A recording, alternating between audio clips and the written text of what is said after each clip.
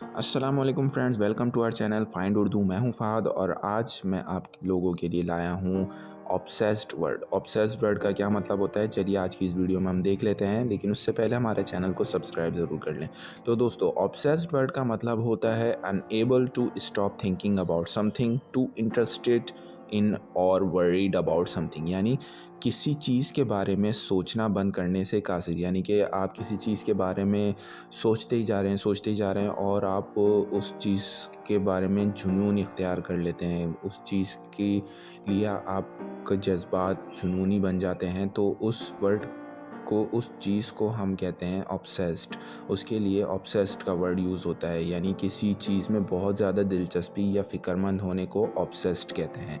इसकी एग्ज़ाम्पल इस सेंटेंसेस से देख लेते हैं। Mankind has always been obsessed by power, यानी कि मैनकाइंड यानी इंसान जो है वो हमेशा से ही पावर का या ताकत का जुनूनी रहा है। तो दोस्तों, उम्मीद है ऑब्सेस्ड वर्ड का मतलब आपको समझ में आ गया होगा। अगर ये वीडियो पसंद आई है तो लाइक ज़रूर कर दें और हमारे चैनल को सब्सक्राइब ज़रूर कर लें और अपने दोस्तों और फैमिली के साथ शेयर करना ना भूलें। तो मिलते हैं दोस्तों अगली वीडियो में कुछ मज़ीद वर्ड के साथ।